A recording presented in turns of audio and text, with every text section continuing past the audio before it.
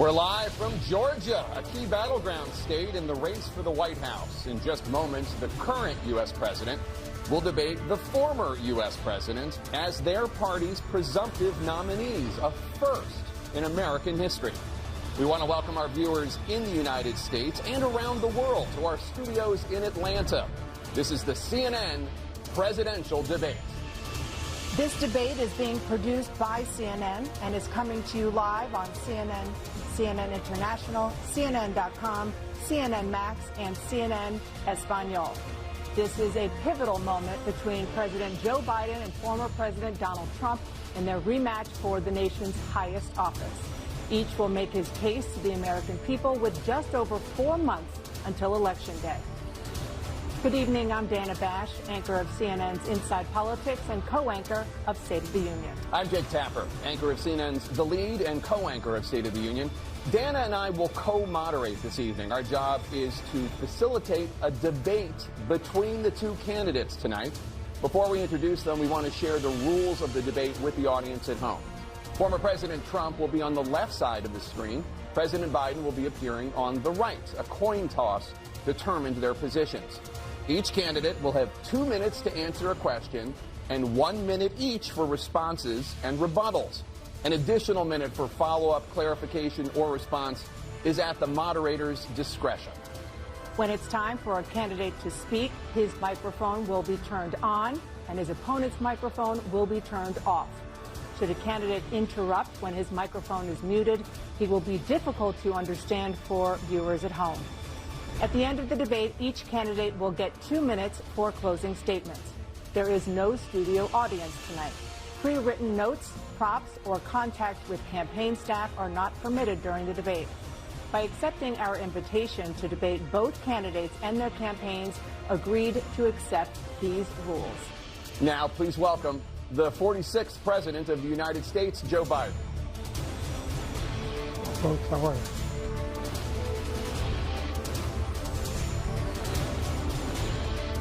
Great to be here. Thank you. And please welcome the 45th President of the United States, Donald Trump.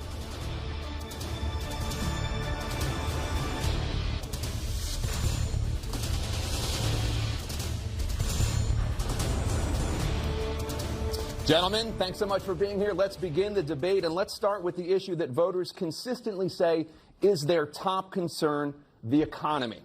President Biden, inflation has slowed, but prices remain high. Since you took office, the price of essentials has increased. For example, a basket of groceries that cost $100 then now costs more than $120. And typical home prices have jumped more than 30%. What do you say to voters who feel they are worse off under your presidency than they were under President Trump? We got to take a look at what I was left when I became president, what Mr. Trump left me. We had an economy that was in free fall. The pandemic was so badly handled. Many people were dying. All he said was, it's not that serious. Just inject a little bleach into your arm. You'll be all right.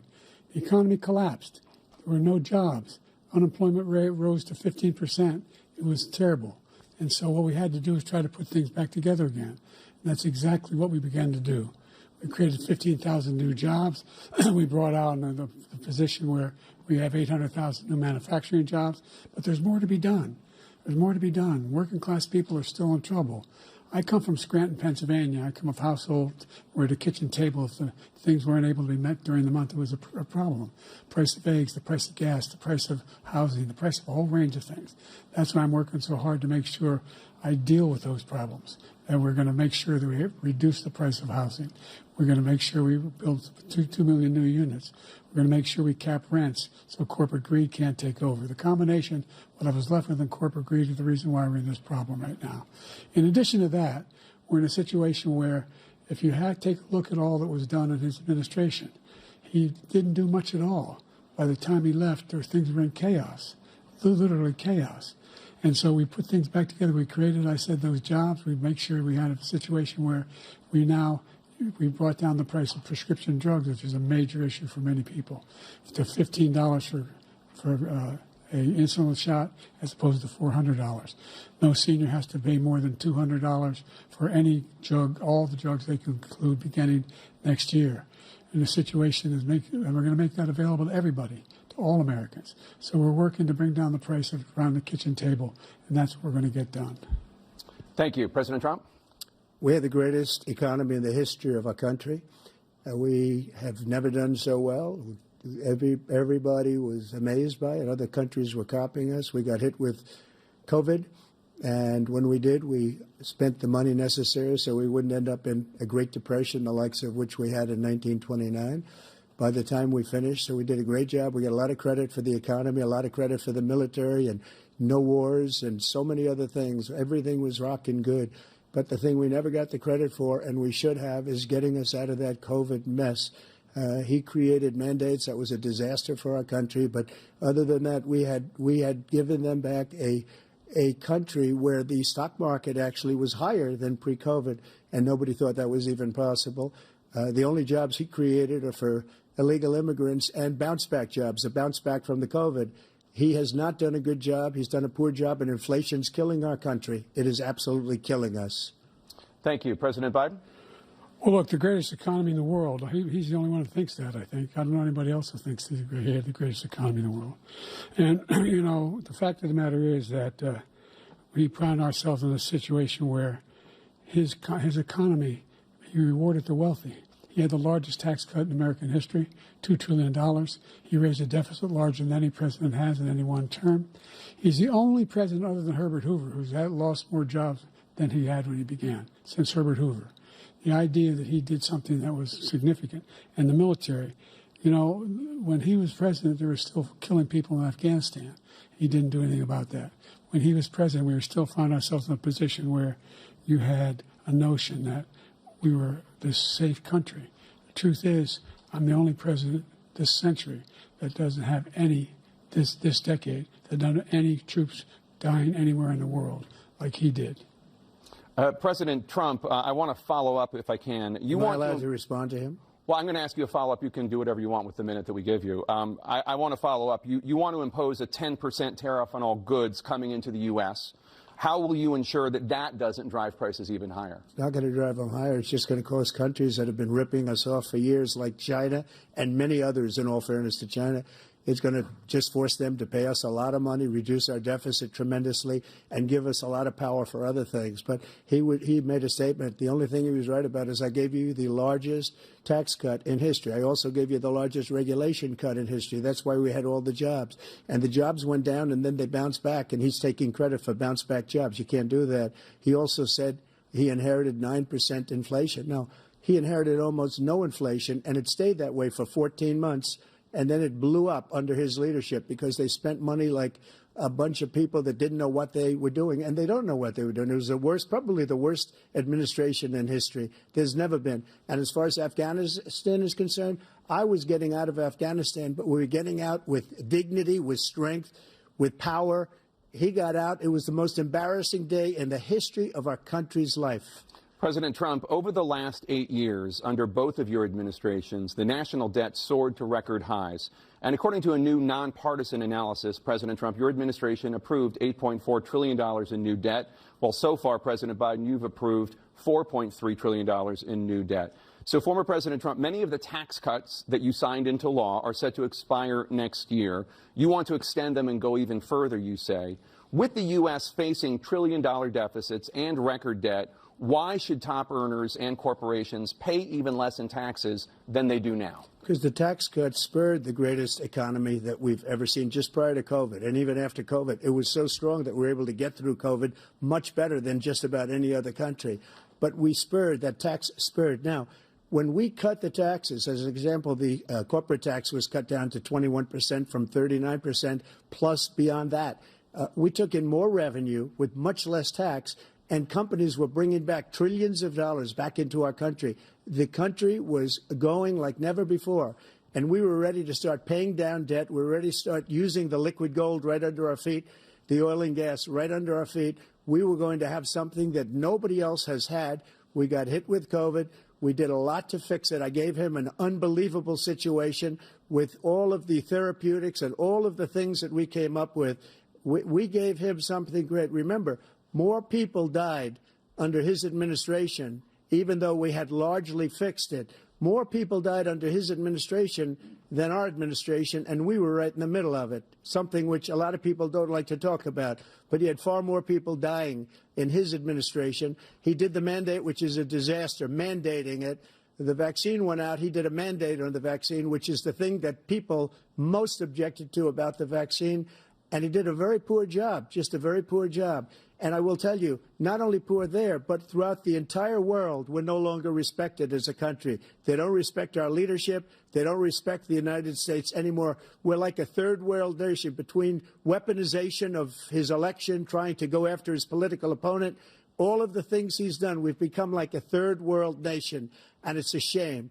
The damage he's done to our country, and I'd love to ask him, and will, why he allowed millions of people to come in here from prisons, jails, and mental institutions to come into our country and destroy our country. President Trump, we will get to immigration later in this block. President Biden, I want to give you an opportunity to respond to this question about the national debt. He had the largest national debt of any president in a 4-year period, number one. Number two, he got $2 trillion tax cut, benefited the very wealthy. What I'm going to do is fix the tax system. For example, we have 1,000 trillionaires in America. Billionaires in America. And what's happening? They're in a situation where they, in fact, pay 8.2% in taxes. If they just paid 24%, 25%, either one of those numbers, they'd raise $500 billion, I should say, in a 10-year period. We'd be able to wipe out his debt. We'd be able to help make sure that all those things we need to do, child care, elder care, making sure that we continue to strengthen our health care system, making sure that we're able to make every single solitary person eligible for what I've been able to do with the with the COVID, with dealing with everything we have to do with, look, if we finally beat Medicare. Thank you, President Biden. President Trump? Well, he's right. He did beat Medicare. He beat it to death, and he's destroying Medicare because all of these people are coming in. They're putting them on Medicare. They're putting them on Social Security. They're going to destroy Social Security. This man is going to single-handedly destroy Social Security. These millions and millions of people coming in, they're trying to put them on Social Security. He will wipe out Social Security. He will wipe out Medicare. So he was right in the way he finished that sentence. And it's a shame. What's happened to our country in the last 4 years is not to be believed. Foreign countries, I'm friends with a lot of people, they cannot believe what happened to the United States of America. We're no longer respected. They don't like us. We give them everything they want, and they think we're stupid. They think we're very stupid people. What we're doing for other countries, and they do nothing for us. What this man has done is absolutely criminal. Thank you, President Trump. Dana? This is the first presidential election since the Supreme Court overturned Roe v. Wade. This morning, the court ruled on yet another abortion case, temporarily allowing emergency abortions to continue in Idaho, despite that state's restrictive ban. Former President Trump, you take credit for the decision to overturn Roe v. Wade, which returned the issue of abortion to the states. Correct. However, the federal government still plays a role in whether or not women have access to abortion pills. They're used in about 2/3 of all abortions. As president, would you block abortion medication? First of all, the Supreme Court just approved the abortion pill, and I agree with their decision to have done that, and I will not block it. And if you look at this whole question that you're asking, complex but not really complex. 51 years ago, you had Roe v. Wade, and everybody wanted to get it back to the states. Everybody, without exception. Democrats, Republicans, liberals, conservatives. Everybody wanted it back. Religious leaders. And what I did is I put 3 great Supreme Court justices on the court, and they happened to vote in favor of killing Roe v. Wade and moving it back to the states. This is something that everybody wanted. Now, 10 years ago or so, they started talking about how many weeks and how many this, getting into other things. But every legal scholar throughout the world, the most respected, wanted it brought back to the states. I did that. Now the states are working it out. If you look at Ohio, it was a decision that was an end result that was a little bit more liberal than you would have thought. Kansas, I would say the same thing. Texas is different. Florida is different. But they're all making their own decisions right now. And right now, the states control it. That's the vote of the people. Like Ronald Reagan, I believe in the exceptions. I am a person that believes. And frankly, I think it's important to believe in the exceptions. Some people, you have to follow your heart. Some people don't believe in that. But I believe in the exceptions for rape, incest, and the life of the mother. I think it's very important. Some people don't. Follow your heart. But you have to get elected also. And because that has to do with other things. You got to get elected. The problem they have is they're radical because they will take the life of a child in the 8th month, the 9th month, and even after birth. After birth, if you look at the former governor of Virginia, he was willing to do this. He said, we'll put the baby aside and we'll determine what we do with the baby, meaning we'll kill the baby. What happened is we brought it back to the states, and the country is now coming together on this issue. It's been a great thing. Thank you. President Biden? It's been a terrible thing, what you've done. The fact is that the vast majority of constitutional scholars supported Roe when it was decided. Supported Roe. And that's this idea that they're all against it is just ridiculous. And this is the guy who says the state should be able to have it. We're in a state where in 6 weeks, you don't even know whether you're pregnant or not, but you cannot see a doctor and have him decide on what your circumstances are, whether you need help. The idea that states are able to do this is a little like saying we're going to turn civil rights back to the states. Let each state have a different rule.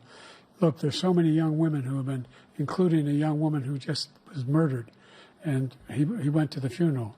The idea that she was murdered by an immigrant coming in, they talk about that. But here's the deal: there's a lot of young women who are being raped by their in-laws, by their spouses, brothers and sisters, it's just ridiculous, and they can do nothing about it. And they try to arrest them when they cross state lines. Thank you. There have been many young women murdered by the same people he allows to come across our border. We have a border that's the most dangerous place anywhere in the world, considered the most dangerous place anywhere in the world. And he opened it up, and these killers are coming into our country, and they are raping and killing women. And it's a terrible thing. As far as the abortion is concerned, it is now back with the states. The states are voting. In many cases, it's frankly a very liberal decision. In many cases, it's the opposite. But they're voting, and it's bringing it back to the vote of the people, which is what everybody wanted, including the founders, if they knew about this issue, which, frankly, they didn't. But they would have. Everybody wanted it brought back. Ronald Reagan wanted it brought back. He wasn't able to get it. Everybody wanted it brought back, and many presidents had tried to get it back.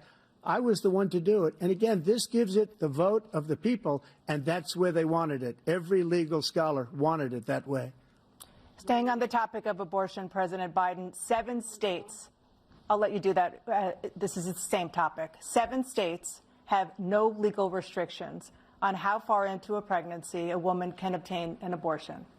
Do you support any legal limits on how late a woman should be able to terminate a pregnancy? I supported Roe v. Wade, which had 3 trimesters. The first time is between the woman and the doctor. Second time is between the doctor and an extreme situation. The third time is between the doctor, between the woman and the state. The idea that the politicians, that the founders wanted the politicians to be the ones making decisions about women's health is ridiculous. That's the last. No politician should be making that decision. A doctor should be making those decisions. That's how it should be run. That's what you're going to do. And if I'm elected, I'm going to restore Roe v. Wade. So that means he can take the life of the baby in the 9th month and even after birth, because some states, Democrat run, take it after birth. Again, the former governor of Virginia, put the baby down, then we decide what to do with it. So he's willing to, as we say, rip the baby out of the womb in the 9th month and kill the baby. Nobody wants that to happen, Democrat or Republican. Nobody wants it to happen. You're lying. That is simply not true. The Roe v. Wade does not provide for that. That's not the circumstance. Only if a woman's life is in danger, she's going to die. That's the only circumstance in which that can happen. But we are not for late-term abortion, period. Period, period. Under Roe v. Wade, you have late-term abortion. You can do whatever you want, depending on the state. You can do whatever you want. We don't think that's a good thing. We think it's a radical thing. We think the Democrats are the radicals, not the Republicans. For 51 years, that was the law. 51 years, constitutional scholarship said it was the right way to go. 51 years, and it was taken away because this guy put very conservative members on the Supreme Court. He takes credit for taking it away. What's he going to do? What's he going to do, in fact, if the MAGA Republicans, he gets elected, and the MAGA Republicans control the Congress, and they pass a universal ban on abortion, period, across the board at 6 weeks or 7 or 8 or 10 weeks, something very, very conservative. Is he going to sign that bill? I'll veto it. He'll sign it. Thank you. Let's turn now to the issue of immigration and border security. President Biden, a record number of migrants have illegally crossed the southern border on your watch. Overwhelming border states and overburdening cities such as New York and Chicago, and in some cases causing real safety and security concerns. Given that, why should voters trust you to solve this crisis? Because we worked very hard to get a bipartisan agreement that not only changed all of that, it made sure that we are in a situation where you had no circumstance where they could come across the border with the number of border police there are now. We significantly increased the number of asylum officers. By the way, the Border Patrol endorsed my position. In addition to that, we found ourselves in a situation where when he was president, he was separating babies from their mothers, putting them in cages, making sure the families were separated. That's not the right way to go. What I've done since I've changed the law, what's happened? I've changed it in a way that now you're in a situation where there are 40% fewer people coming across the border illegally. That's better than when he left office. And I'm going to continue to move until we get the total ban on the total initiative relative to what we're going to do with more Border Patrol and more asylum officers. President Trump?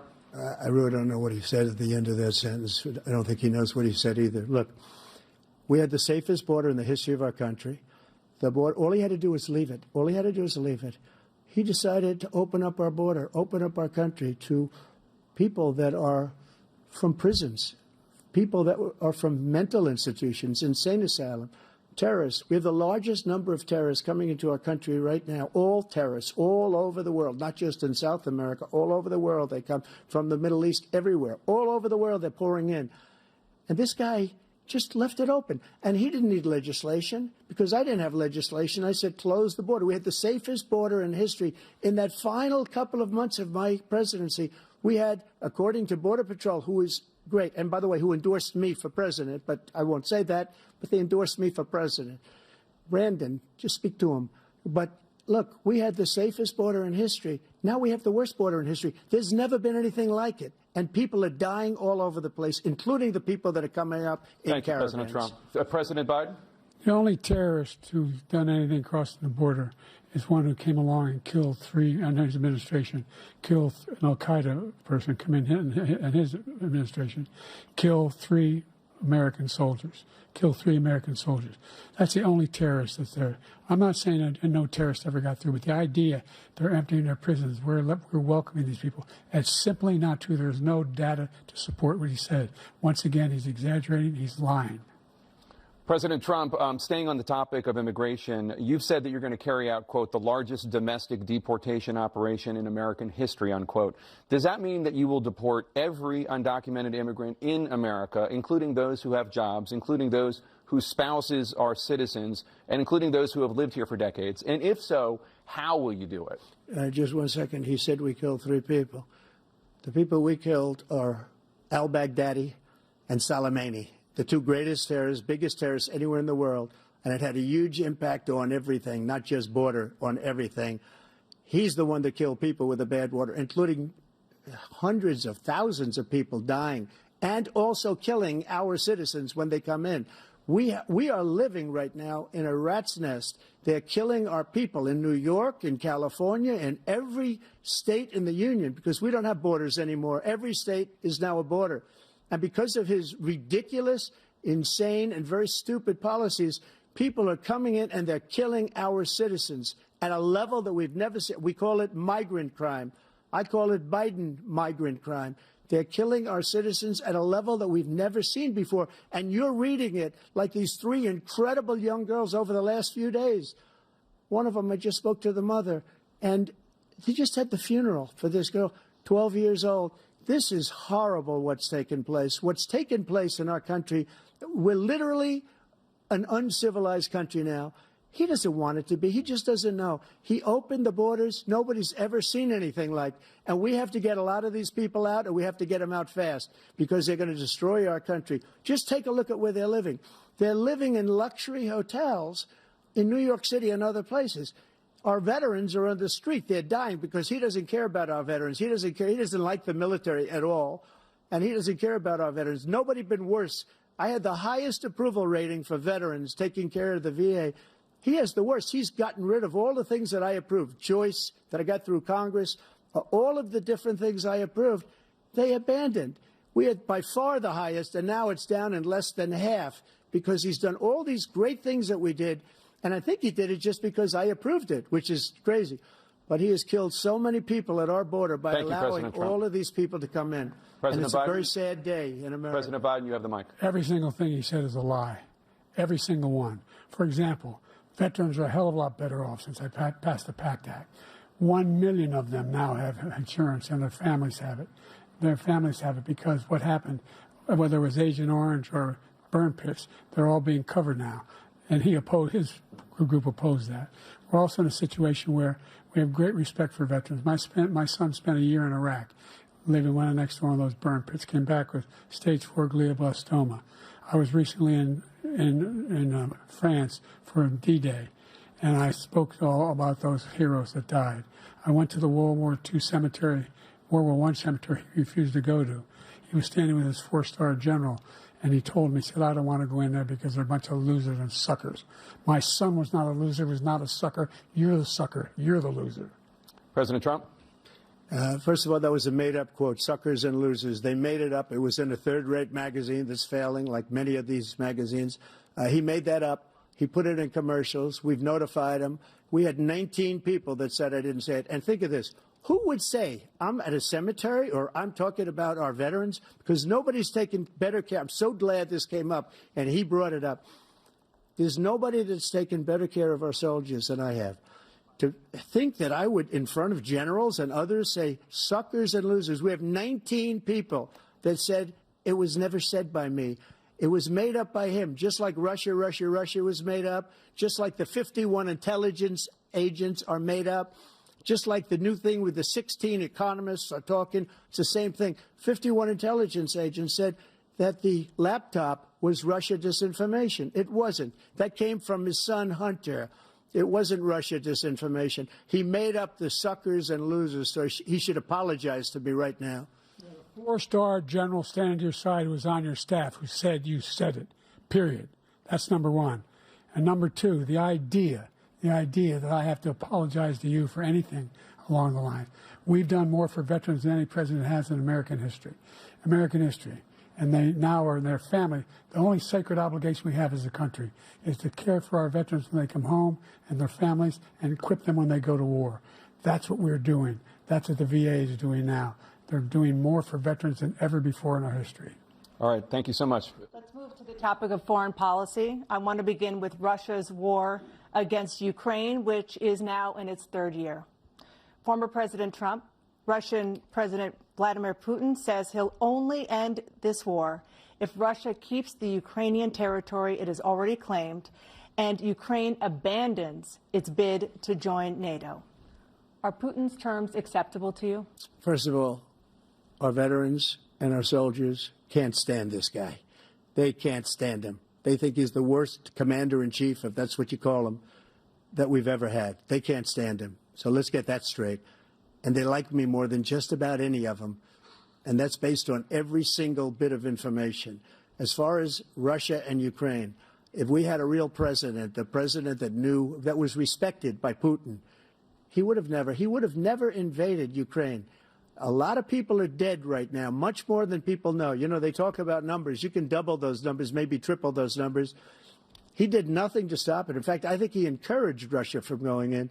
I'll tell you what happened. He was so bad with Afghanistan. It was such a horrible embarrassment, most embarrassing moment in the history of our country, that when Putin watched that and he saw the incompetence, that he should have fired those generals, like I fired the one that you mentioned. And so he's got no love lost. But he should have fired those generals. No general got fired for the most embarrassing moment in the history of our country, Afghanistan, where we left billions of dollars of equipment behind. We lost 13 beautiful soldiers, and 38 soldiers were obliterated. And by the way, we left people behind, too. We left American citizens behind. When Putin saw that, he said, you know what? I think we're going to go in and maybe take this was his dream. I talked to him about it, his dream. The difference is he never would have invaded Ukraine. Never. Just like Israel would have never been invaded in a million years by Hamas. You know why? Because Iran was broke with me. I wouldn't let anybody do business with them. They ran out of money. They were broke. They had no money for Hamas. They had no money for anything. No money for terror. That's why you had no terror at all during my administration. This place, the whole world is blowing up under him. President Biden? I've never heard so much malarkey in my whole life. Look, the fact of the matter is that we're in a situation where, let's take the last point first. Iran attacked American troops, caused brain damage for a number of these troops, and he did nothing about it. Recently, not when he was president. They attacked. He said they're just having headaches. That's all it is. He didn't do a thing when the attack took place, number one. Number two, we got over 100,000 Americans and others out of Afghanistan during that airlift. Number three, we found ourselves in a situation where, if you take a look at what Trump did in Ukraine, this guy told Trump, do whatever you want, do whatever you want. And that's exactly what Trump did to Putin, encourage him, do whatever you want. And he went in. And listen to what he said when he went in. He was going to take Kyiv in 5 days, remember? Because it's part of the old Soviet Union. That's what he wanted to reestablish, Kyiv. And he, in fact, didn't do it at all. He wasn't able to get it done. And they've lost thousands and thousands of troops, 500,000 troops. President Trump, I never come back said to you that. for 1 minute. I just want to go back to my original question, which is, are Putin's terms acceptable to you? Keeping the territory in Ukraine? Acceptable. No, they're not acceptable. But look, this is a war that never should have started. If we had a leader in this war, he led everybody along. He's given $200 billion now or more to Ukraine. He's given $200 billion. That's a lot of money. I don't think there's ever been anything like it. Every time that Zelensky comes to this country, he walks away with $60 billion. He's the greatest salesman ever. And I'm not knocking him. I'm not knocking anything. I'm only saying the money that we're spending on this war, and we shouldn't be spending, it should have never happened. I will have that war settled between Putin and Zelensky as president-elect before I take office on January 20th. I'll have that war settled. People being killed so needlessly, so stupidly, and I will get it settled, and I'll get it settled fast before I take office. President Biden, you have a minute. The fact is that Putin is a war criminal. He's killed thousands and thousands of people. And he has made one thing clear. He wants to reestablish what was part of the Soviet Empire, not just a piece. He wants all of Ukraine. That's what he wants. And then you think he'll stop there? Do you think he'll stop if he takes Ukraine? What do you think happens to Poland? What do you think of Belarus? What do you think happens to those NATO countries? And so if you want a war, you ought to find out what he's going to do, because if, in fact, he does what he says and walks away, by the way, all that money we give Ukraine are from weapons we make here in the United States. We give them the weapons, not the money at this point. And our NATO allies have produced as much funding for Ukraine as we have. That's why we're strong. Thank you. Moving on to the Middle East. In October, Hamas attacked Israel, killing more than 1,000 people and taking hundreds of hostages. Among those held and thought to still be alive are 5 Americans. Israel's response has killed thousands of Palestinians and created a humanitarian crisis in Gaza. President Biden, you've put forward a proposal to resolve this conflict, but so far Hamas has not released the remaining hostages, and Israel is continuing its military offensive in Gaza. So what additional leverage will you use to get Hamas and Israel to end the war? You have 2 minutes.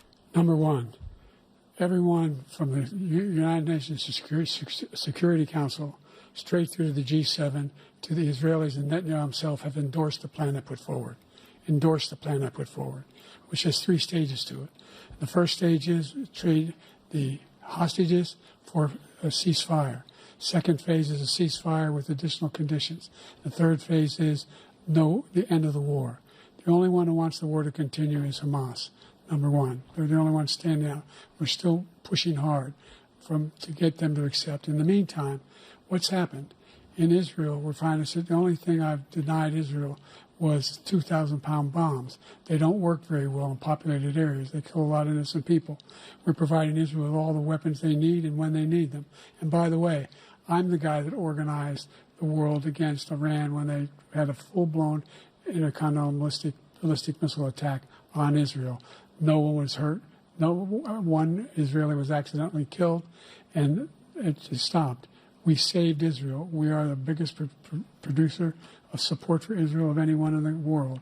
And so there are two different things. Hamas cannot be allowed to be continued. We continue to send our experts and our intelligence people as to how they can get Hamas like we did bin Laden. You don't have to do it. And by the way, they've been greatly weakened, Hamas, greatly weakened, and they should be. They should be eliminated. But you've got to be careful for using certain weapons among population centers. Just going back to Ukraine for 1 second. We have an ocean separating us. The European nations together have spent $100 billion or maybe more than that, less than us.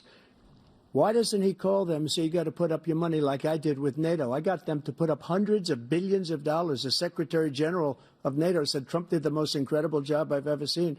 They wouldn't have any. They were going out of business. We were spending almost 100% of the money was paid by us. He didn't do that. He's getting all. You got to ask these people to put up the money. We're over $100 billion more spent, and it has a bigger impact on them because of location, because we have an ocean in between. You got to ask them. As far as Israel and Hamas, Israel's the one that wants to go. He said the only one that wants to keep going is Hamas. Actually, Israel is the one, and you should let him go and let him finish the job. He doesn't want to do it. He's become like a Palestinian, but they don't like him because he's a very bad Palestinian. He's a weak one. President Biden, you have a minute. I've never heard so much foolishness. This is a guy who wants to get out of NATO. You're going to stay in NATO? He's going to pull out of NATO. The idea that we have, our strength lies in our alliances as well. It may be a big ocean, but we're ever able to avoid a war in Europe, a major war in Europe? What happens if, in fact, you have Putin continuing to go into NATO? We have an Article 5 agreement. Attack on one is attack on all. You want to start the nuclear war he keeps talking about, go ahead. Let Putin go in and control Ukraine and then move on to Poland and other places. See what happens then.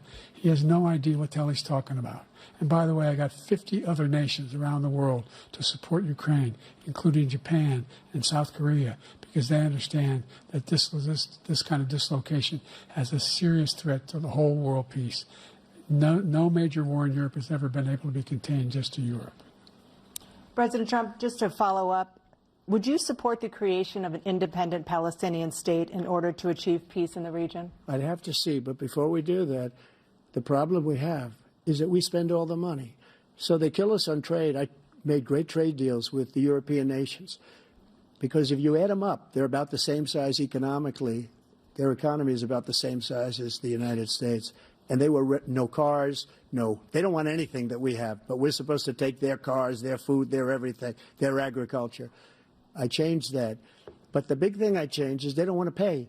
And the only reason that he can play games with NATO is because I got them to put up hundreds of billions of dollars. I said, and he's right about this, I said, no, I'm not going to support NATO if you don't pay.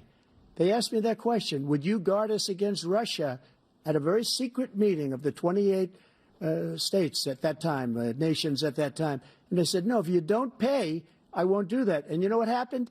Billions and billions of dollars came flowing in the next day and the next months. But now we're in the same position. We're paying everybody's bills.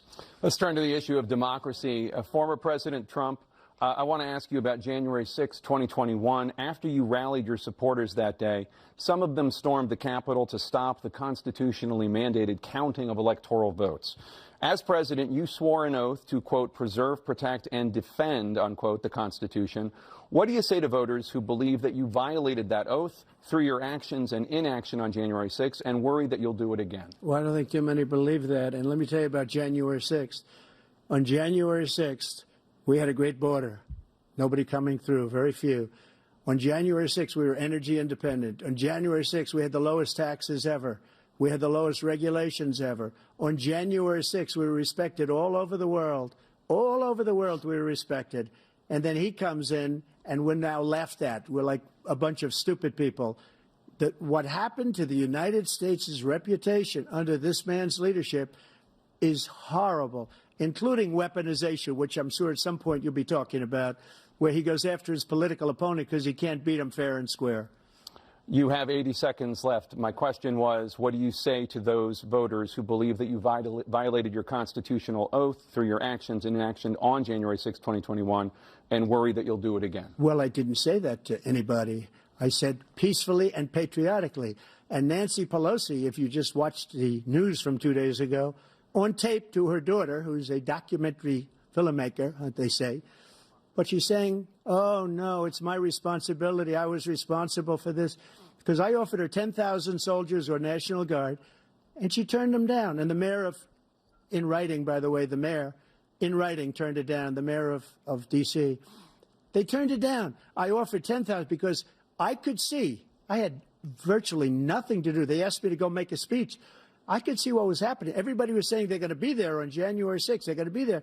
And I said, you know what? There's a lot of people coming. You could feel it. You could feel it, too, and you could feel it. And I said, they ought to have some National Guard or whatever. And I offered it to her. And she now admits that she turned it down. And it was the same day she was, I don't know, she can't be very happy with her daughter because it made her into a liar. She said, I take full responsibility for January 6th. President Biden? Look, he encouraged those folks to go up on Capitol Hill, number one. I sat in that dining room off the Oval Office. He sat there for 3 hours watching, begging, being begged by his vice president and a number of his colleagues on the Republican side as well to do something, to call for a stop, to end it. Instead, they talked about these people being patriots and great patrons of America. In fact, he says he'll now forgive them for what they've done. They've been convicted. He says he wants to commute their sentences and say that no. But he went to every single court in the nation. I don't know how many cases, scores of cases, including the Supreme Court, and they said, no, this guy is responsible for doing what was done. He did do a damn thing, and these people should be in jail, and they should be the ones who are being held accountable. And he wants to let them all out. And now he says if he loses again, such a whiner that he is, that it could be a bloodbath. Thank you, President Biden. President Trump? What they've done to some people that are so innocent, you ought to be ashamed of yourself. What you have done, how you've destroyed the lives of so many people. When they ripped down Portland, when they ripped down many other cities, you go to Minnesota, Minneapolis, what they've done there, with the fires all over the city. If I didn't bring in the National Guard, that city would have been destroyed. When you look at all of they took over big chunks of Seattle. I was all set to bring in the National Guard. They heard that. They saw them coming, and they left immediately. What he said about this whole subject is so off. Peacefully patriotic. One other thing. The Unselect Committee, which is basically two horrible Republicans that are all gone now, out of office, and Democrats, all Democrats, they destroyed and deleted all of the information they found because they found out we were right. We were right. And they deleted and destroyed all of the information. They should go to jail for that. If a Republican did that, they'd go to jail. Thank you, President Trump. President Biden, I want to give you a minute. The only person on this stage is a convicted felon is the man I'm looking at right now. And the fact of the matter is, what he's telling you is simply not true. The fact is that there was no effort on his part to stop what was going on up in Capitol Hill. And all those people, every one of those who were convicted, turned over desks, turned them over statues. The idea that those people are patriots? Come on. When I asked him about the first two debates we had, first time around, I said, will you denounce the Proud Boys? He said, no, I'll tell them to stand by. The idea he's refusing, will you denounce these guys? We denounce the people we're talking about now? We denounce the people who attacked that Capitol? What are you going to do? I'm going to give you a minute, President Trump, for a follow-up question I have. After a jury convicted you of 34 felonies last month, you said if reelected, you would, quote, have every right to go after, unquote, your political opponents. You just talked about members of the Select Committee on January 6th going to jail. Your main political opponent is standing on stage with you tonight. Can you clarify exactly what it means about you feeling you have every right to go after your political opponents? Well, I said my retribution is going to be success. We're going to make this country successful again, because right now it's a failing nation. My retribution is going to be success. But when he talks about a convicted felon, his son is a convicted felon at a very high level. His son is convicted, going to be convicted probably numerous other times. Should have been convicted before, but his Justice Department let the statute of limitations lapse on the most important things. But he could be a convicted felon as soon as he gets out of office. Joe could be a convicted felon with all of the things that he's done. He's done horrible things. All of the death caused at the border, telling the Ukrainian people that we're going to want $1 billion or you change the prosecutor. Otherwise, you're not getting $1 billion. If I ever said that, that's quid pro quo. That we're not going to do anything. We're not going to give you $1 billion unless you change your prosecutor having to do with the son. This man is a criminal. This man, you're lucky. You're lucky. I did nothing wrong. We'd have a system that was rigged and disgusting. I did nothing wrong. Thank you, President Trump. President Biden, you have said, I'm coming right to you, sir. You want to respond? Go ahead. I'll give you a minute to respond. The idea that I did anything wrong relative to what you're talking about is outrageous. It's simply a lie, number one. Number two, the idea that you have a right to seek retribution against any American just because you're president is wrong. It's simply wrong. No president's ever spoken like that before. No president in our history has spoken like that before. Number three, the crimes that you are still charged with, and think of all the civil penalties you have. How many billions of dollars do you owe in civil penalties for molesting a woman in public, for doing a whole range of things, of having sex with a porn star on the night while your wife was pregnant? I mean, what are you talking about? You have the morals of an alley cat. Give you a minute, sir. I didn't have sex with a porn star, number one. Number two, that was a case that was started and moved. They moved a high-ranking official, a DOJ, into the Manhattan DA's office to start that case. That case is going to be appealed and won. We had a very terrible judge, a horrible judge, Democrat. The prosecutor were all high-ranking Democrats, appointed people, and both the civil and the criminal. He basically went after his political opponent because he thought it was going to damage me. But when the public found out about these cases, because they understand it better than he does, he has no idea what these cases are. But when they found out about these cases, you know what they did? My poll numbers went up, way up. You know that because you're reporting it. And we took in more money in the last 2 weeks than we've ever taken in the history of any campaign. I don't think any campaign has ever taken. Hundreds of millions of dollars came pouring in because the public knows it's a scam, and it's a guy that's after his political opponent because he can't win fair and square. Thank you, President Trump. President Biden, you have said, quote, Donald Trump and his MAGA Republicans are determined to destroy American democracy. Do you believe that the tens of millions of Americans who are likely to vote for President Trump will be voting against American democracy? The more they know about what he's done, yes. The more they know about what he's done. And there's a lot more coming. He's got a lot of cases down the road coming around. He's got a whole range of issues he has to face. I don't know what the juries will do, but I do know he has a real problem. And so the fact that, could you ever think you heard any president say that I'm going to seek retribution? Do you ever hear any president say that I thought Hitler had some good ideas? What got me involved to run in the first place after my son had died, I decided in Iraq, because of Iraq, I said I wasn't going to run again until I saw what happened in Charlottesville, Virginia. People coming out of the woods carrying swastikas on torches, and singing the same anti-Semitic bile they sang when back in Germany. And the young woman got killed. I spoke to the mother, and they asked him. They said, "What do you think of those people? The ones who got killed, the one who tried to stop it, and the ones," he said, "I think they're fine people on both sides." What American president would ever say Nazis coming out of fields carrying torches, singing the same anti-Semitic bile, carrying swastikas were fine people? And this is the guy who says Hitler's done some good things. I'd like to know what they are. Good things Hitler's done, that's what he said. This guy has no sense of American democracy. President Trump.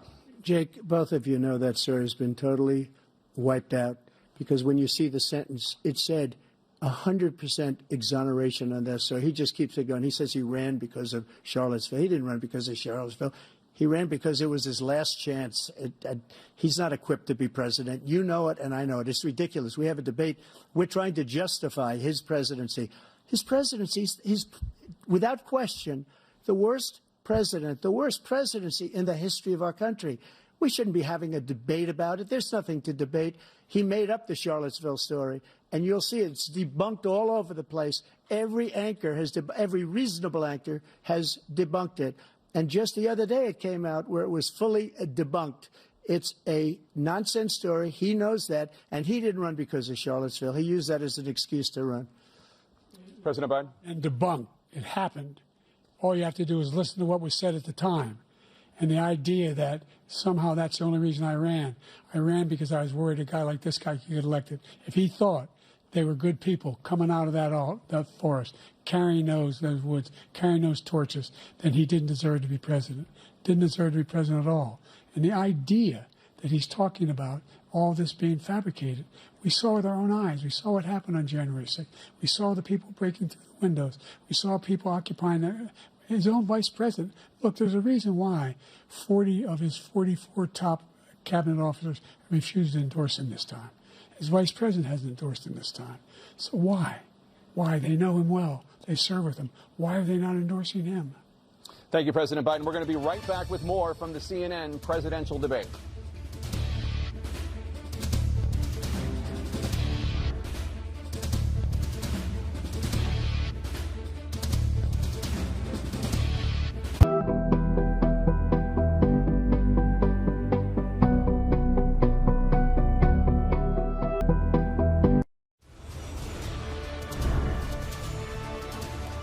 Welcome back to the CNN presidential debate live from Georgia. Let's talk about persistent challenges you both faced in your first terms and you'd certainly face again in a second term. President Biden, while black unemployment dropped to a record low under your presidency, black families still earn far less than white families. Black mothers are still 3 times more likely to die from pregnancy-related causes. And black Americans are imprisoned at 5 times the rate of white Americans. What do you say to black voters who are disappointed that you haven't made more progress? They acknowledge they made a lot of progress, number one. The fact of the matter is there's more small black businesses that have been started than any time in history. Number two, the wages of black unemployment is the lowest level it's been in a long, long time. Number three, we're trying to provide housing for black Americans and dealing with the segregation that exists among these corporations that collude to keep people out of their houses. And in addition to that, we find that the impact on the choice that black families have to make relative to child care is incredibly difficult. When we did the first major piece of legislation in the past, I was able to reduce black child care costs, cut them in half. We've got to make sure we provide for child care costs. We've got to make sure, because when you provide those child care protections, you increase economic growth because more people can be in the job market. So there's more to be done, considerably more to be done. But we've done a great deal so far, and I'm not letting up, and they know it. You have 49 seconds left.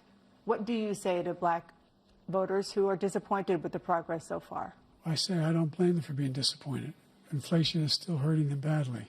For example, I provided for the idea that any black family, first-time home buyer, should get a $10,000 tax credit to be able to buy their first home so they can get started. I made sure that we're in a situation where all those black families and those black individuals who had to take out student loans that were ballooning, that if they were engaged in nursing, doctor, and anything having to do with volunteerism, if they paid their bills for 10 years on their student debt, all the rest was forgiven after 10 years. Millions have benefited from that. And we're going to do a whole lot more for black families. Thank you, President Trump. And he caused the inflation. He's blaming inflation, and he's right, it's been very bad. He caused the inflation, and it's killing black families and Hispanic families and just about everybody. It's killing people. They can't buy groceries anymore. They can't. You look at the cost of food where it's doubled and tripled and quadrupled. They can't live. They're not living anymore. He caused this inflation. I gave him a country with essentially no inflation. It was perfect. It was so good. All he had to do is leave it alone. He destroyed it with his Green New scam and all this money that's being thrown out the window. He caused inflation. As sure as you're sitting there, the fact is that his big kill on the black people is the millions of people that he's allowed to come in through the border. They're taking black jobs now, and it could be 18, it could be 19, and even 20 million people. They're taking black jobs, and they're taking Hispanic jobs, and you haven't seen it yet, but you're going to see something that's going to be the worst in our history. Thank you. President Biden? There was no inflation when I became president. You know why? The economy was flat on its back. 15% unemployment. He decimated the economy, absolutely decimated the economy. That's why there was no inflation at the time. There were no jobs. We provided thousands of millions of jobs for individuals who are in all communities, including minority communities. We made sure that they have health insurance. We have covered, the ACA has increased. I made sure that they're $8,000 per person in a family to get written off for health care. But this guy wants to eliminate that. They tried 50 times. He wants to get rid of the ACA again, and they're going to try again if they win. You find ourselves in a position where the idea that we're not doing any, we put more police on the street than any administration has. He wants to cut the cops. We're providing for equity and making sure people have a shot to make it. There's a lot going on, but in inflation, he caused it by his tremendous malfeasance in the way he handled the pandemic. Thank you. Another persistent challenge is the climate crisis. 2023 was the hottest year in recorded history, and communities across the country are confronting the devastating effects of extreme heat, intensifying wildfires, stronger hurricanes, and rising sea levels. Former President Trump, you've vowed to end your opponent's climate initiatives, but will you take any action as president to slow the climate crisis? Well, let me just go back to what he said about the police, how close the police are to him. Almost every police group in the nation from every state is supporting Donald J. Trump. Almost every police group. And what he's done to the black population is horrible, including the fact that for 10 years he called them super predators. We can't, in the 1990s, we can't forget that. Super predators was his name, and he called it to them for 10, and they've taken great offense at it, and now they see it happening. But when they see what I did for criminal justice reform and for the historically black colleges and universities, where I funded them and got them all funded, and the opportunity zones with Tim, as you know, Tim Scott was incredible. He did a great job, great senator from South Carolina. He came to me with the idea, and it was a great idea. It's one of the most successful economic development acts ever in the country, opportunity zones. And the biggest beneficiary are blacks. And that's why we have the best numbers with them in maybe ever. They're saying ever. I read this morning where ever, the best numbers.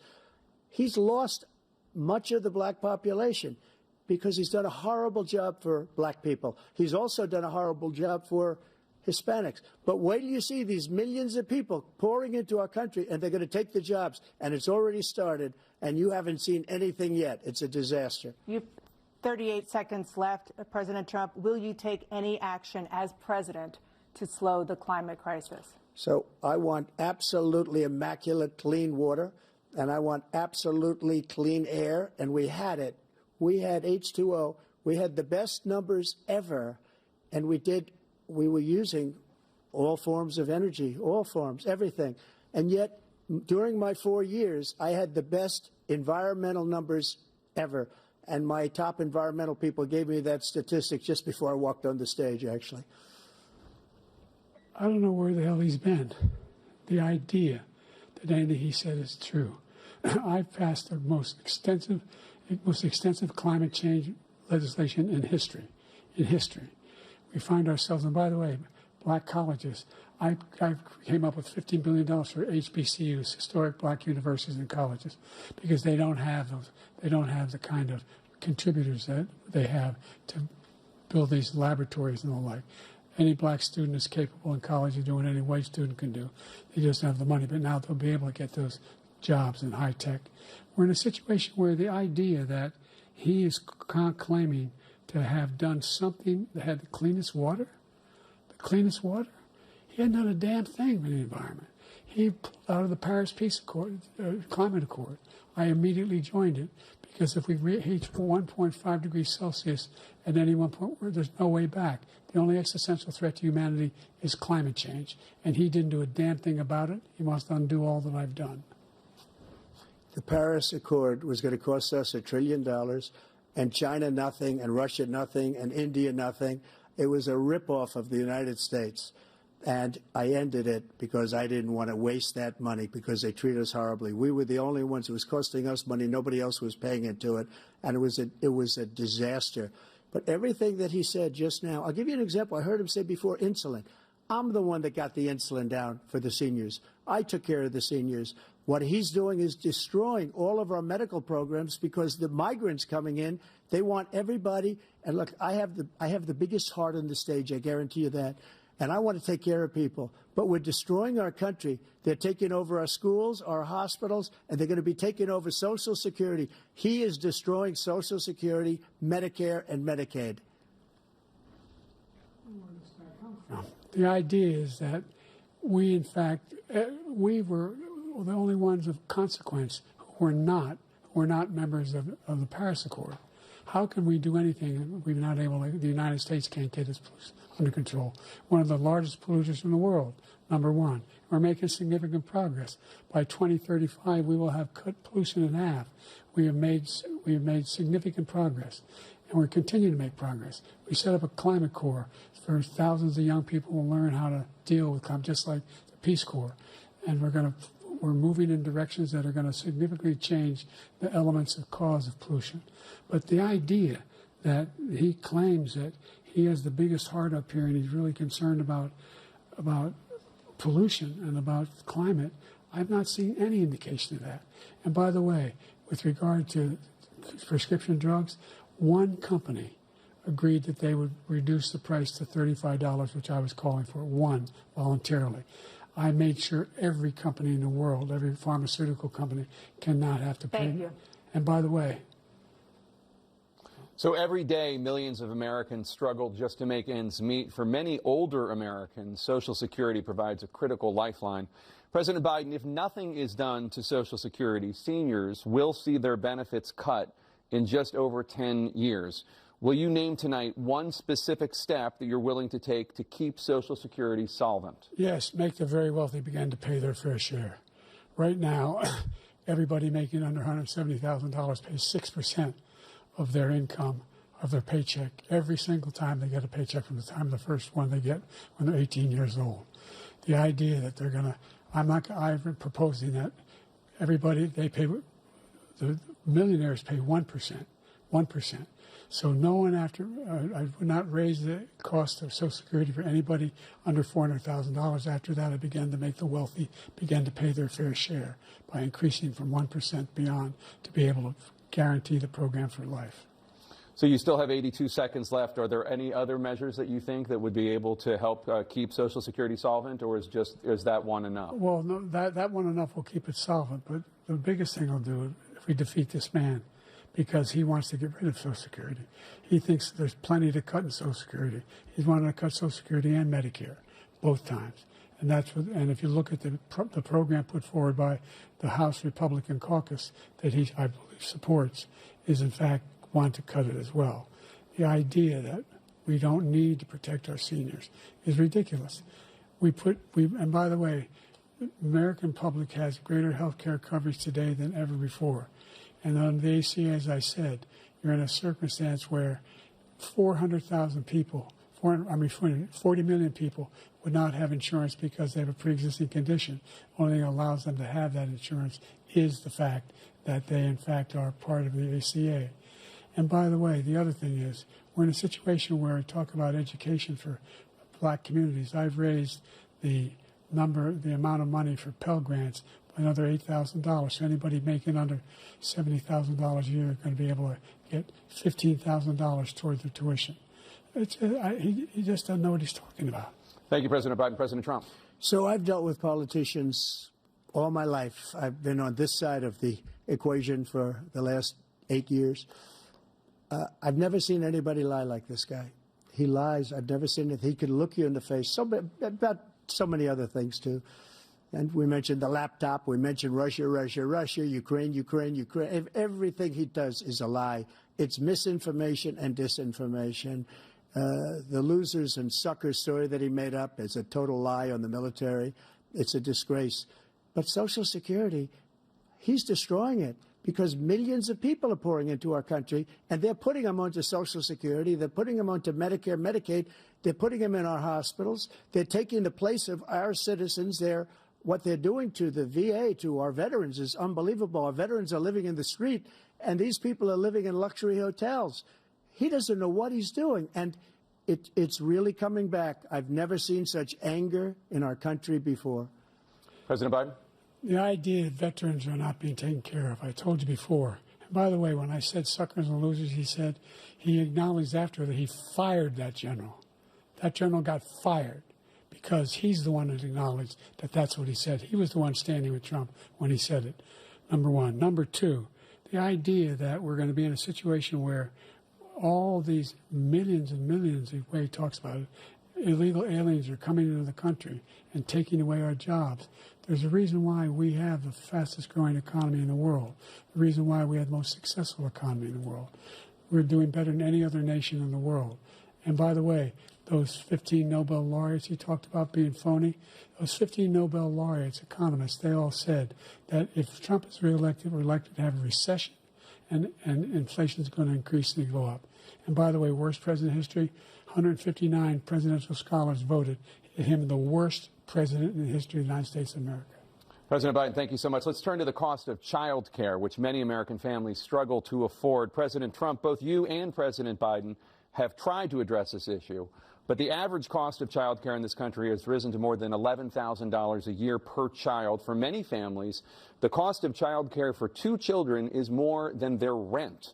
In your second term, what would you do to make child care more affordable? Just to go back, the general got fired because he was no good.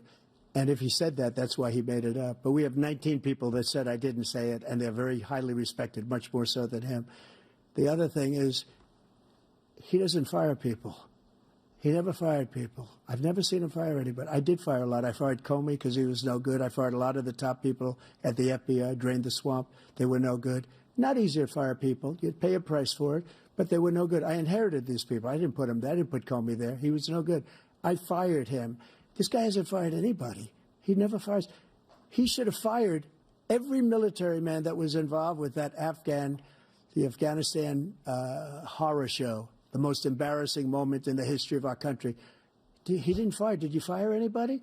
Did you fire anybody that's on the border that's allowed us to have the worst border in the history of the world? Did anybody get fired for allowing 18 million people, many from prisons, many from mental institutions? Did you fire anybody that allowed our country to be destroyed? Joe, our country is being destroyed as you and I sit up here and waste a lot of time on this debate. This shouldn't be a debate. He is the worst president. He just said about me because I said it. But look, he's the worst president in the history of our country. He's destroyed our country. Now all of a sudden he's trying to get a little tough on the border. He came out with a nothing deal, and it reduced it a little bit, like this much. It's insignificant. He wants open borders. He wants our country to either be destroyed or he wants to pick up those people as voters. And I don't think we just can't let it happen. If he wins this election, our country doesn't have a chance, not even a chance, of coming out of this rut. We probably won't have a country left anymore. That's how bad it is. He is the worst in history by far. Thank you, President Trump. President Biden? We're the most admired country in the world. We're the United States of America. There's nothing beyond our capacity. We have the finest military in the history of the world, the finest in the history of the world. No one thinks we're weak. No one wants to screw around with us. Nobody, number one. Number two, the idea that we're talking about worst presidents. I wasn't joking. Look it up or go online. 159 or 58, don't hold me the exact number, presidential historians, they've had meetings and they voted who's the worst president in American history. One through best to worst. They said he was the worst in all of American history. That's a fact. That's not conjecture. He can argue they're wrong, but that's what they voted. The idea that he is doing anything to deal with child care, He did for virtually nothing to child care. We should significantly increase the child care tax credit. We should significantly increase the availability of women and men or single parents to be able to go back to work. And we should encourage businesses to have. Thank you, President Biden. Facilities. President Trump, the question was about what would you do to make child care more affordable, if you want to take your minute. Just so you understand, we have polling, we have other things that they rate him the worst because what he's done is so bad. And they rate me, I'll show you, I will show you, and they rate me one of the best, okay? And if I'm given another 4 years, I will be the best. I think I'll be the best. Nobody's ever created an economy like us. Nobody ever cut taxes like us. He's the only one I know. He wants to raise your taxes by 4 times. He wants to raise everybody's taxes by 4 times. He wants the Trump tax cuts to expire. So everybody, including the two of you, are going to pay 4 to 5 times. Nobody ever heard of this before. All my life, I'd grow up and I'd see politicians talking about cutting taxes. When we cut taxes, as I said, we did more business. Apple and all these companies, they were bringing money back into our country. The worst president in history by far, and everybody knows it. President Biden? Look, the fact of the matter is that he's dead wrong about, he's increased the tariff, he will increase the taxes on middle-class people. I said I'd never raise a tax on anybody making less than $400,000. I didn't. But this tariff is 10% tariffs. Everything coming into the country, you know what the economists say? That's going to cost the average American $2,500 a year more because they're going to have to pay the difference in food and all the things that are very important. Number two, he's in a situation where he talks about how he has not raised, he somehow helped the middle class. The middle class have been devastated by you. Now you want a new tax cut of $5 trillion over the next 10 years, which is going to fundamentally bankrupt the country. You had the largest deficit of any president in American history, number one. Number two, you have not, in fact, made any contact, any progress with China. We are at the lowest trade deficit with China since 2010. Thank you, President Biden. Thank you, President Biden. Let's discuss an epidemic impacting millions of Americans that both of you have made a top priority in your first term, the opioid crisis. And for both of you, the number of overdose deaths in this country has gone up. Under your term, it went up. Under your term, it has gone up. Former President Trump, despite the efforts that both of you have made, more than 100,000 Americans are dying from overdoses every year, primarily from fentanyl and other opioids. What will you do to help Americans right now in the throes of addiction who are struggling to get the treatment they need? To finish up, we now have the largest deficit in the history of our country under this guy. We have the largest deficit with China. He gets paid by China. He's a Manchurian candidate. He gets money from China. So I think he's afraid to deal with them or something. But do you notice he never took out my tariffs because we bring in so much money with the tariffs that I imposed on China. He never took them away. He can't because it's too much money. It's tremendous. And we saved our steel industries, and there was more to come, but he hasn't done that. But he hasn't cut the tariffs because he can't, because it's too much money. But he's got the largest deficit in the history of our country, and he's got the worst situation with China. China's going to own us if you keep allowing them to do what they're doing to us as a country. They are killing us as a country, Joe, and you can't let that happen. You're destroying our country. So, President Trump, you have 67 seconds left. The question was, what are you going to do to help Americans in the throes of addiction right now who are struggling to get the treatment they need? Jake, we were doing very well at addiction until the COVID came along. We had the 2.5, almost 3 years of like nobody's ever had before, any country, in every way. And then we had to get tough. And it was the drugs pouring across the border it started to increase. We got great equipment. We bought the certain dog that's the most incredible thing that you've ever seen, the way they can spot it. We did a lot. And we were getting very low numbers, very, very low numbers. Then he came along. The numbers, have you seen the numbers now? It's not only the 18 million people that I believe is even low because the gotaways, they don't even talk about gotaways. But the numbers of the amount of drugs and human trafficking in women coming across our border, the worst thing I've ever seen, at numbers that nobody's ever seen under him because the border's so bad. But the number of drugs coming across our border now is the largest we've ever had by far. President Trump, thank you. President Biden? Fentanyl and the byproducts of fentanyl went down for a while. And I wanted to make sure we use the machinery that can detect fentanyl, these big machines that roll over everything that comes across the border. And it costs a lot of money. That was part of this deal we put together, this bipartisan deal. More fentanyl machines, more be able to detect drugs, more numbers of agents, more numbers of all the people at the border. And when we had that deal done, he called his Republican colleagues, said, don't do it. It's going to hurt me politically. No, he never argued it's not a good bill. It's a really good bill. We need those machines. We need those machines. And we're coming down very hard in every country in Asia in terms of precursors for fentanyl. And Mexico is working with us to make sure they don't have the technology to be able to put it together. That's what we have to do. We need those machines. Thank you, President Biden. President Trump, and again, the question is about Americans in the throes of addiction right now struggling to get the treatment they need. Well, because this does pertain to it. He ended Remain in Mexico. He ended catch and release. I made it catch and release in Mexico, not catch and release here. We had so many things that we had done, hard negotiations with Mexico, and I got it all for nothing. It's just like when you have a hostage. We always pay $6 billion for a hostage. Every time we say it's a hostage. Now we have a hostage, a Wall Street Journal reporter, I think a good guy, and he's over there because Putin is laughing at this guy, probably asking for billions of dollars for the reporter. I will have him out very quickly as soon as I take office. Before I take office, I said by literally as soon as I win the election, I will have that reporter out. He should have had him out a long time ago. But Putin's probably asking for billions and billions of dollars because this guy pays it every time. We had 2 cases where we paid $6 billion for 5 people. I got 58 people out, and I paid essentially nothing. Thank you, President Trump. Dana? Let's turn to concerns that voters have about each of you. President Biden, you would be 86 at the end of your 2nd term. How do you address concerns about your capability to handle the toughest job in the world well into your 80s?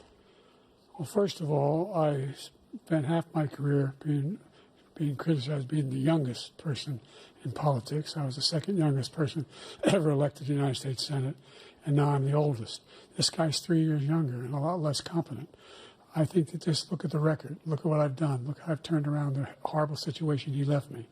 As I said, 15 million new jobs, 800,000 manufacturing jobs, more investment in America, over billions of dollars in private investment in enterprises that we are growing. By the way, we brought an awful lot of people. The whole idea of computer chips, we used to have 40% of the market. We invented those chips, and we lost it because he was sending people to find the cheapest jobs overseas and to bring home a product. So I went to South Korea. I convinced Samsung to invest billions of dollars here in the United States. And guess what? Those fabs, they call to build these chips, those fabs pay over $100,000. You don't need a college degree for them. And there's billions, about $40 billion already being invested and being built right now in the United States, creating significant jobs for Americans from all over the world. President Biden, you have 40 seconds left. Would you like to add anything? Yeah, I would. The idea that somehow we are this failing country. I never heard a president talk like this before. We're the envy of the world. Name me a single major country president who wouldn't trade places with the United States of America for all our problems and all our opportunities. We're the most progressive country in the world in getting things done. We're the strongest country in the world. We're a country in the world who keeps our word, and everybody trusts us, all of our allies, and those who he coddles up to, from Kim Jong-un, he sends love letters to, and Putin, etc. They don't want to screw around with us. Thank you. Former President Trump, to follow up, you would be 82 at the end of your 2nd term. What do you say to voters who have concerns about your capabilities to serve? Well, I took 2 tests, cognitive tests. I aced them, both of them, as you know. We made it public. He took none. I'd like to see him take one, just one, a real easy one. Like go through the first 5 questions. He couldn't do it. But I took 2 cognitive tests. I took physical exams every year. And, you know, we knock on wood wherever we may have wood, that I'm in very good health. I just won 2 club championships, not even senior, 2 regular club championships. To do that, you have to be quite smart, and you have to be able to hit the ball a long way. and I do it. He doesn't do it. He can't hit a ball 50 yards. He challenged me to a golf match. He can't hit a ball 50 yards. I think I'm in very good shape. I feel that I'm as in good a shape as I was 25, 30 years ago. Actually, I'm probably a little bit lighter, but I'm in as good a shape as I was years ago. I feel very good. I feel the same. But I was willing to take a cognitive test. And you know what? If I didn't do well, I aced him. Dr. Ronnie Jackson, who's a great guy when he was White House doctor. And then I took another one, a similar one. And one of them said they'd never seen anybody ace him. Thank you. President Biden? You can see he is 6'5" and only 225 pounds, or 235 pounds. Never said it was 6'4". Well, you said 6'4", 200. Well, anyway, that's what you're. Anyway, just take a look at what he says he is, and take a look at what he is. Look, I'd be happy to have a driving contest with him. The reason I got my handicap, which when I was vice president, down to a 6. But by the way, I told you before, I'm happy to play golf if you carry your own bag. Think you can do it? That's the biggest lie. That he's a 6 handicap of all. I was an 8 handicap. Yeah. 8. Never. But I had, you know how many? I've seen you swing. I know you swing. Let's not act like children. President Trump, we're going to 21 turn Let's not act like children. You are to a a child. specific concern that voters have about you. Will you pledge tonight that once all legal challenges have been exhausted, that you will accept the results of this election, regardless of who wins, and you will say right now that political violence in any form is unacceptable? Well, I shouldn't have to say that, but of course I believe that. It's totally unacceptable. And if you would see my statements that I made on Twitter at the time, and also my statement that I made in the Rose Garden, you would say it's one of the strongest statements you've ever seen. In addition to the speech I made in front of, I believe, the largest crowd I've ever spoken to, and I will tell you, nobody ever talks about that. They talk about a relatively small number of people that went to the Capitol, and in many cases were ushered in by the police. And as Nancy Pelosi said, it was her responsibility, not mine. She said that loud and clear. But the answer is, if the election is fair, free, and I want that more than anybody. And I'll tell you something. I wish he was a great president, because I wouldn't be here right now. I'd be at one of my many places enjoying myself. I wouldn't be under indictment because I wouldn't have been his political opponent, because he indicted me because I was his opponent. I wish he was a great president. I would rather have that. I wouldn't be here. I don't mind being here. But the only reason I'm here is he's so bad as a president that I'm going to make America great again. We're going to make America great again. We're a failing nation right now. We're a seriously failing nation. And we're a failing nation because of him. His policies are so bad. His military policies are insane. They're insane. These are wars that will never end with him. He will drive us into World War III, and we're closer to World War III than anybody can imagine. We are very, very close to World War III, and he's driving us there. And Kim Jong-un and President Xi of China, Kim Jong-un of North Korea, all of these, Putin, they don't respect him. They don't fear him.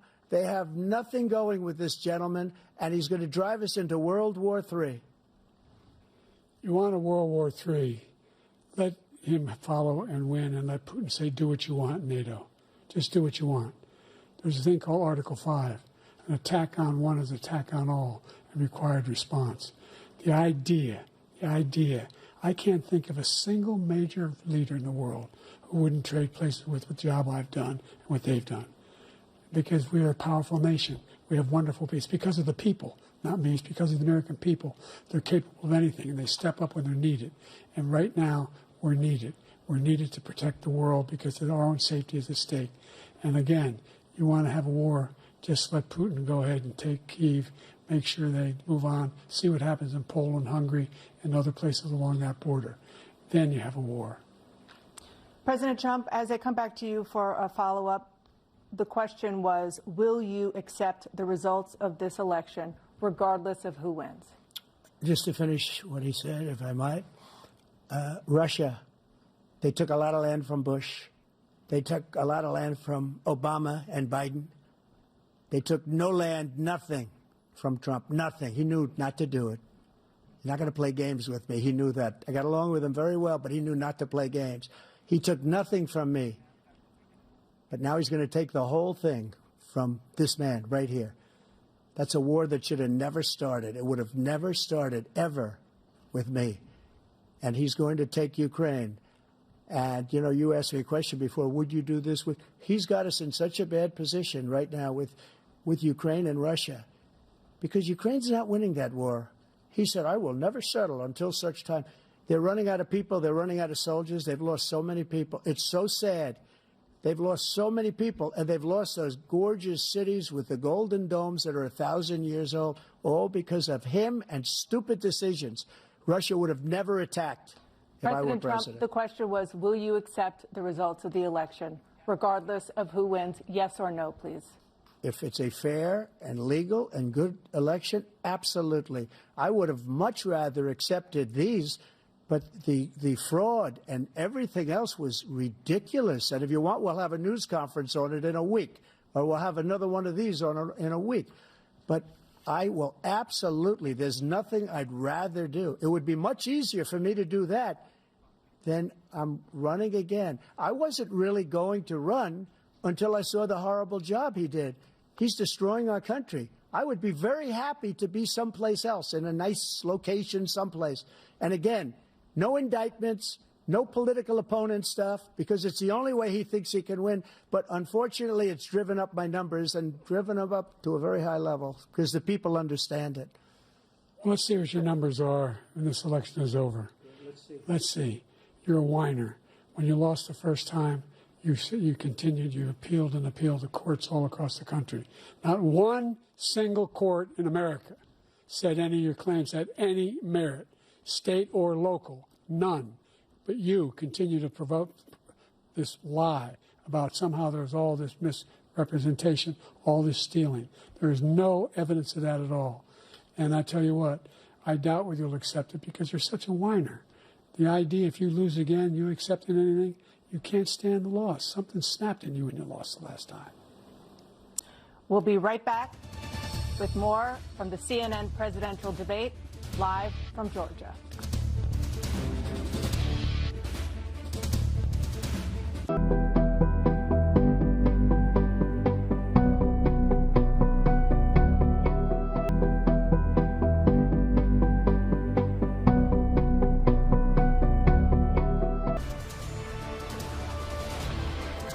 It is now time for the candidates to deliver their closing statements as predetermined by a coin toss. We're going to begin with you, President Biden. You have 2 minutes.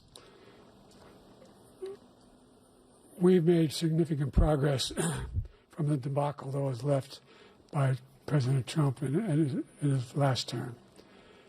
We find ourselves in a situation where, number one, we have to make sure that we have a fair tax system. I ask anyone out there in the audience or anyone out watching this debate, do you think the tax system is fair? The fact is that I said nobody even making under $400,000 had a single penny increase in their taxes, and will not. And if I'm reelected, that'll be the case again. But this guy has increased your taxes because of the deficit. Number one, he's increased inflation because of the debacle he left after the way he handled the pandemic. And he finds himself in a position where he now wants to tax you more by putting a 10% tariff on everything that comes into the United States of America. What I did, when, for example, he wants to get away with, get rid of the ability of Medicare for us to be able to negotiate drug prices with the big pharma companies. Well, guess what? We got it down to $35 for insulin instead of $400. No more than $2,000 for every senior, no matter how much prescription they need. You know what that did? That reduced the federal debt by $160 billion over 10 years because the government doesn't have to pay the exorbitant prices. I'm going to make that available to every senior all along, it's happening now, and everybody in America. He wants to get rid of that. I'm going to make sure that we have child care. We're going to significantly increase the credits people have for child care.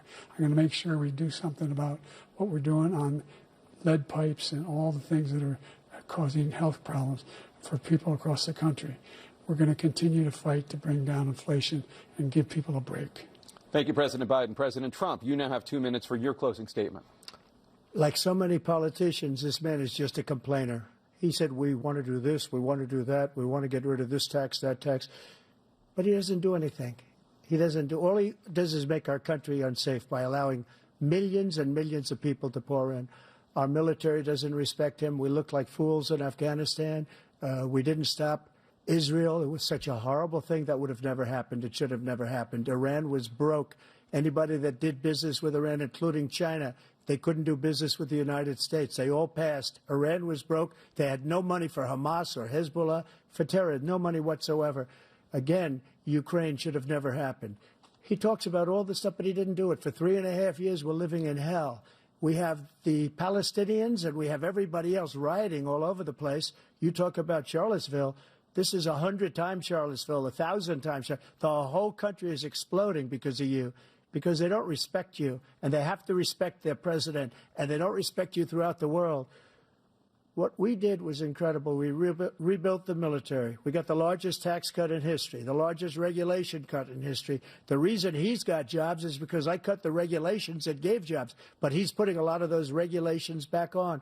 All of the things that we've done, nobody's never seen anything like. Even from a medical standpoint, right to try, where we can try space-age materials instead of going to Asia or going to Europe and trying to get when you're terminally ill. Now you can go and you can get something. You sign a document. They've been trying to get it for 42 years. But you know what we did for the military was incredible. Choice for our soldiers, where our soldiers, instead of waiting for 3 months to see a doctor, can go out and get themselves fixed up and readied up and take care of themselves, and they're living. And that's why I had the highest approval rating in the history of the VA. So all of these things, we're in a failing nation, but it's not going to be failing anymore. We're going to make it great again. Thank you, former President Trump, President Biden. Stay with us because we have full analysis of this debate. Anderson Cooper and Aaron Burnett starts now on CNN.